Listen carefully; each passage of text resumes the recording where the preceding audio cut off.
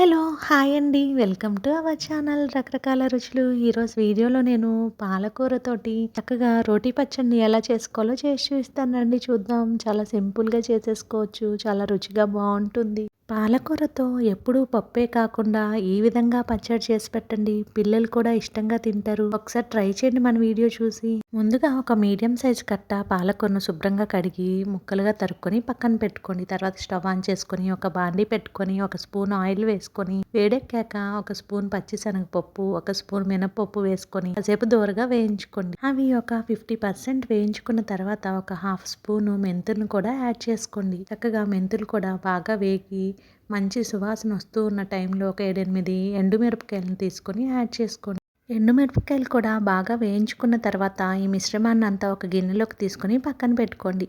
ఇప్పుడు అదే ప్యాన్లో ముందుగా కట్ చేసి పెట్టుకున్న పాలకూర ఆకులను యాడ్ చేసుకోండి. మీరు కనుక మన రకరకాల రుచులు ఛానల్ని ఫస్ట్ టైం చూస్తూ ఉండి సబ్స్క్రైబ్ చేసుకోకపోతే కనుక సబ్స్క్రైబ్ చేసుకొని పక్కనే ఉన్న బెల్ ఐకాన్ని ప్రెస్ చేయండి. నేను అప్లోడ్ చేసే రెసిపీస్ వీడియోస్ అన్నీ మీరు వెంటనే చూడవచ్చు.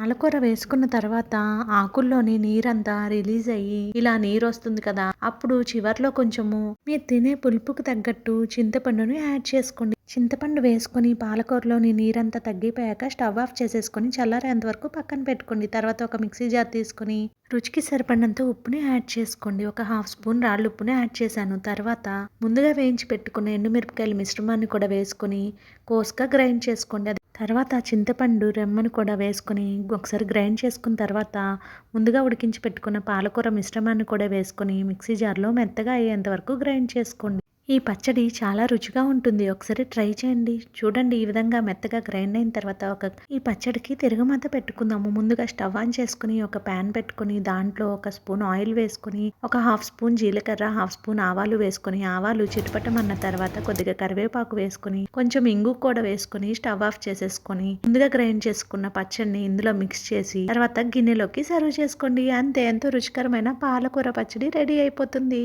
ఈ పచ్చడి వేడివేడి అన్నంలోకి రుచిగా ఉంటుంది.